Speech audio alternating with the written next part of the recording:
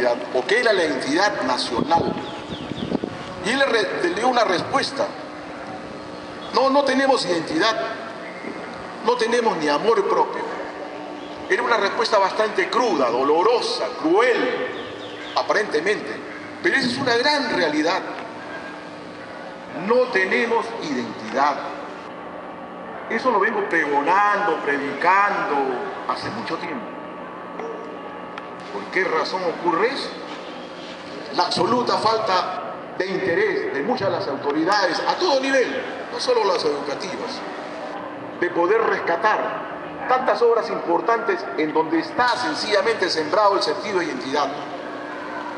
Campiña Iqueña es uno de ellos. Una obra de un guadalupano nacido el año 1910 en esa zona, hijo de un pobre campesino que trabajaba en la hacienda de los pobres, Juan Donaire Bizarreta. Esa generación fue fabulosa. En esas décadas nacieron importantísimos personajes aquí en Ica. Juan Donaire Bizarreta, Luis Peña y Peña, recuerden ese nombre, Luis Peña y Peña, nacido el año 1911 en Guadalupe, hijo de un campesino también. Y si ustedes han visto, por ejemplo,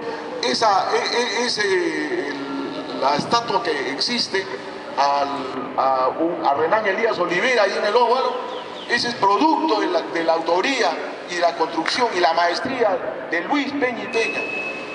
¿Han visto el busto, la estatua que se encuentra en la Plaza Arma de Pisco? ¿La conocen? Es el producto de Luis Peña y Peña. Luis Peña y Peña tiene desperdigado a nivel nacional inmensa cantidad de monumentos.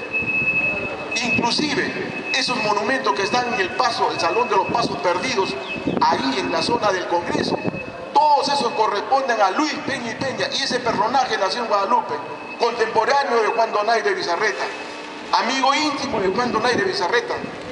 Es por eso que en la primera edición de Campiña Iqueña, publicada en el año 1941, los dibujos de la carátula corresponden a su amigo íntimo Luis Peña y Peña, de ese fabuloso escultor, personaje mítico, de un gran creador iqueño. Es la primera edición de Campiña Iqueña, en 1941.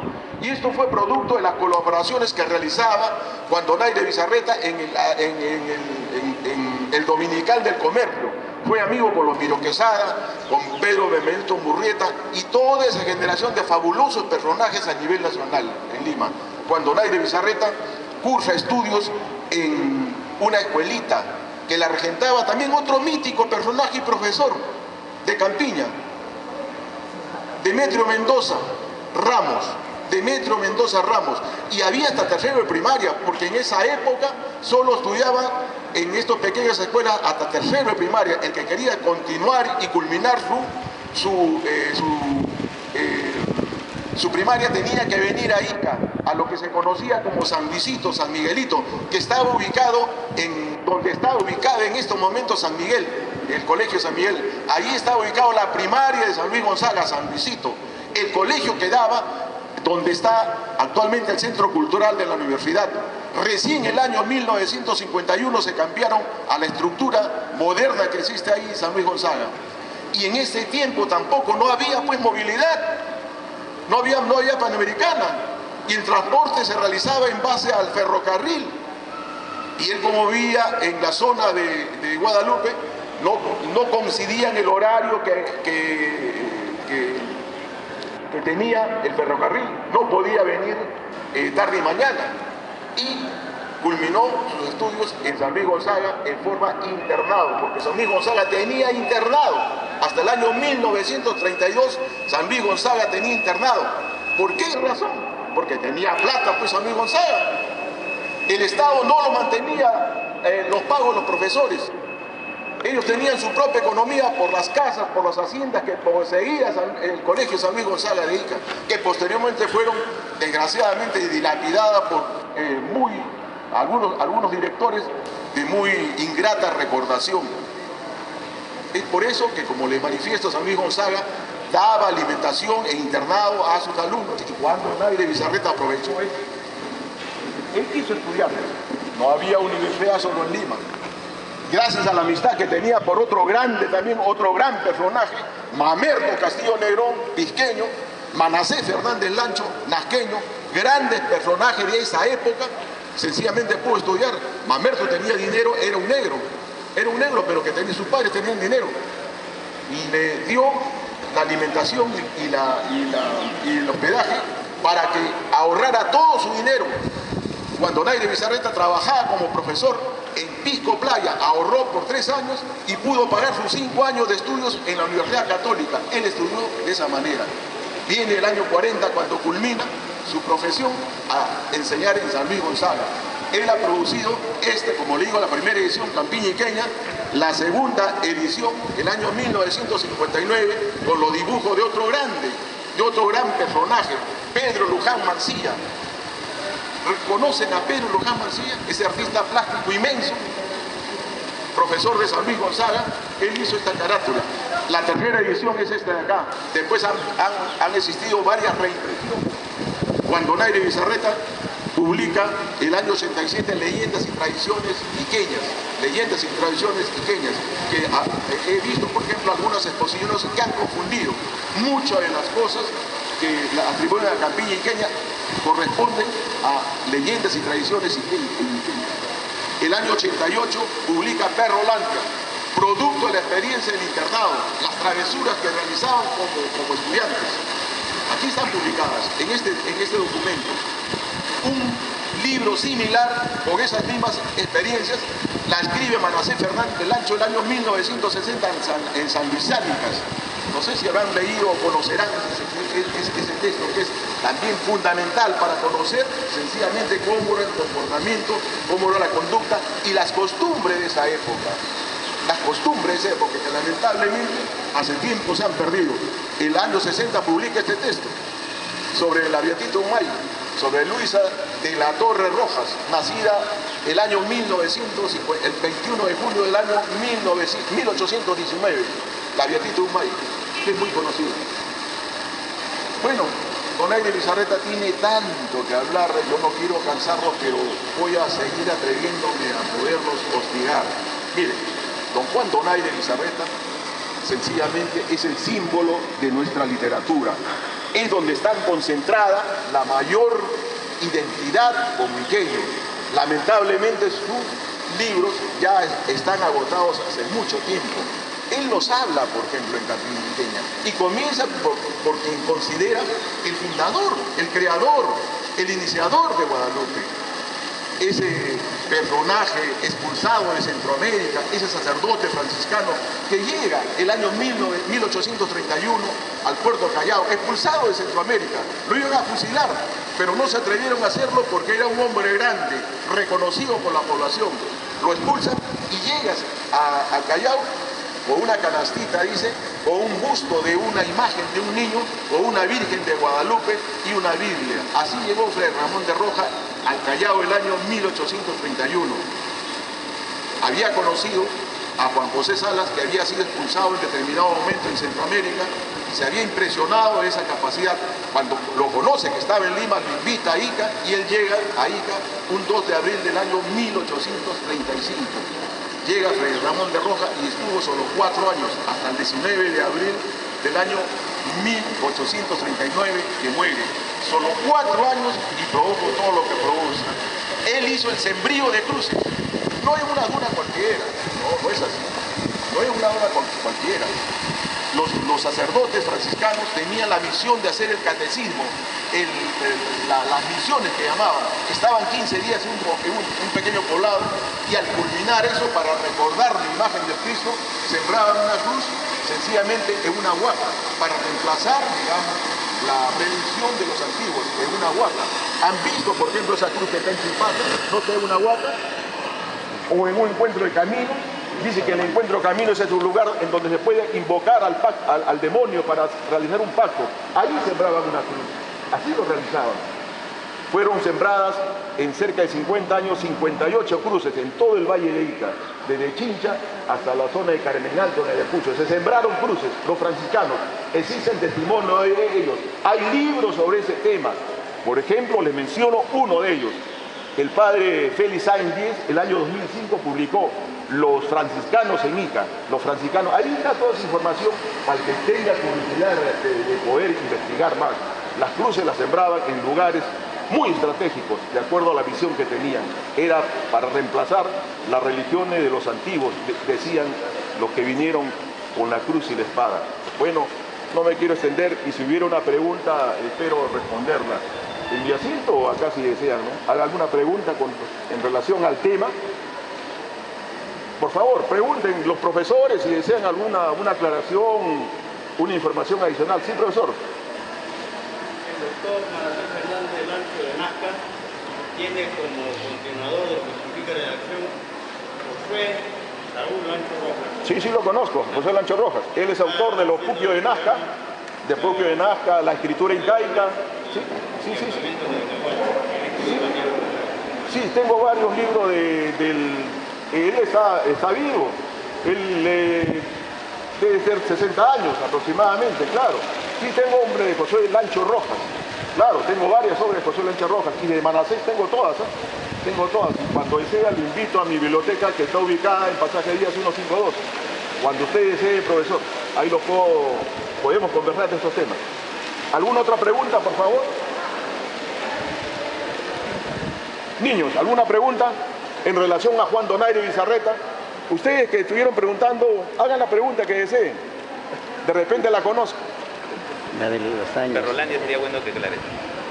O de Perrolandia, quieren saber por qué Perrolandia. ¿Quieren saber por qué Perrolandia? Sí. Miren, Perrolandia es una obra que se publica el año 88. Tiene el prólogo de Pepe Vázquez. Pepe Vázquez escribe el prólogo de este texto. Es una forma de poema, y fue realizado en el momento que culminan ellos los estudios, fue realizado como un juego.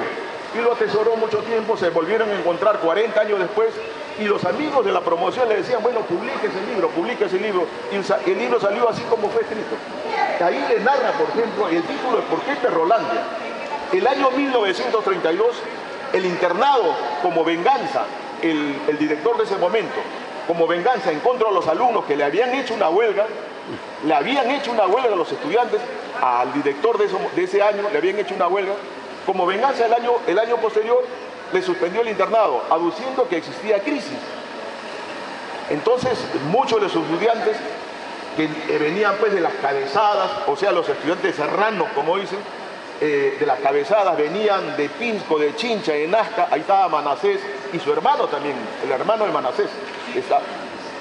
Él también estaba estudiando junto con Manasés, van donde el director y Mamerto Castillo Negrón, que era el más, le decían el gallinazo filósofo porque era negro, pero un estudioso de primera línea, el mejor alumno de San Luis en aquel momento, Mamerto Castillo Negrón, pequeño, van y se presentan al director y le dicen por favor de que le diera la oportunidad de poder culminar los estudios, porque en verdad no tenían dónde alojarse, no tenían las condiciones económicas para realizarlo. San Luis Gonzaga tenía muchas propiedades, una de ellas estaba ubicada en lo que se conoce ahora como la región en la calle Grau.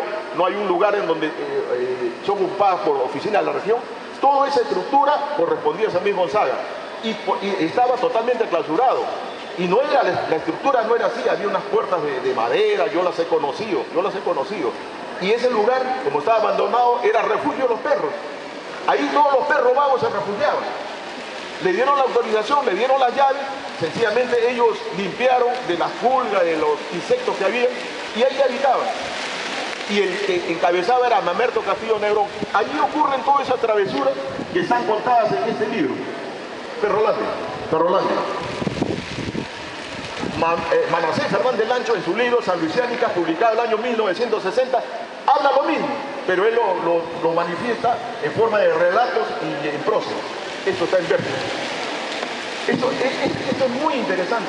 muy interesante para que sepan, digamos, cómo era la forma de estudiar en ese tiempo, por ejemplo, a los estudiantes de San Luis Gonzaga. Bueno, ¿una pregunta más? Sí. ¿Cree que Juan Donaire Bizarreta establece la base de la tradición de escritores posteriores como Morón Moquillaca o José Vázquez Peña? Potable Ya, José Hernández del Calderón. Claro, José Hernández Calderón, ¿cómo se llama? Pepe Vázquez, Morón Moquillaza, el abogado Morón Moquillaza, son magníficos cuentistas, ¿no? Ellos están en el cuento. Cuando nace la tradición es una creación de un peruano, ¿no? Ricardo Palma. Es una combinación entre lo real y lo mítico, entre las tradiciones. Esta tradición Hay una influencia de Claro, la misma temática, es el área rural. Cuando Naire Bizarreta les habla, por ejemplo, en Cantín Iqueña, comenzando por Ramón de Rojas sobre la trilla, la macamaca, la saca, la adoración del puro, de los angelitos, de las cruces, les habla de la yunza, de la jarana. De todos esos temas les habla cuando Naire Bizarreta. Y en leyendas y tradiciones iqueñas les habla pues de Cerro Medialuna, de Zaraja, de Cerro Prieto, de Huacachina, del Señor de Lure, de la Enlutada, que es un homenaje a la Beatita de Humay, de Heralda la Bruja también, acerca de eso les habla en el libro Leyendas y Tradiciones Iqueñas. Es algo completo, es el contexto, es el lugar mágico de la Ica del 20, del 30, que ya hace tiempo le hemos olvidado. Lamentablemente, esa generación no se ha vuelto a producir. Miren, imagínense ustedes en las primeras décadas del siglo XX, en esa época nació Anaximandro Lucero. Ustedes dirán, ¿quién es Anaximandro Lucero? ¿Quién es ese personaje? No lo conoce, es un gran escritor iqueño. Nació aquí en San Juan, Moreno Teyensén, que era el continuador de Valdelomar. Lamentable murió a los 29 años de tuberculosis. Moreno Teyensén, un personaje, José Vélez Picasso decía que era la lámpara que se apaga, un personaje que trabajó en el comercio, en la prensa, en la revista Variedades, escribiendo. Su producción está totalmente desperdiada, pero era extraordinario, Moreno Teyensén, nacido en San Juan Bautista. Esa generación, en esa época también nació Alberto Ormeño, otro grande de la literatura iqueña. Ha tenido grandes personajes y nació también, pues Hércules Gutiérrez en 1914. Don Víctor Pacheco Cabezudo, 1913. Era Ica, era grande Ica, en todo sentido era Ica, era absolutamente grande. Que los iqueños seamos responsables, que esto esté como esté, bueno, también en parte, pero quienes nos gobiernan, quienes nos orientan, quienes hacen, por ejemplo, los planes para poder influirnos, esos son los responsables, no lo olvidemos nunca. Gracias. Muy bien, Ramón, muchas gracias. Como siempre, tus intervenciones son muy importantes, ¿no? Pero hay que apagar la cinta. A la literatura iqueña. Bueno, vamos a recibir con fuertes aplausos, por favor.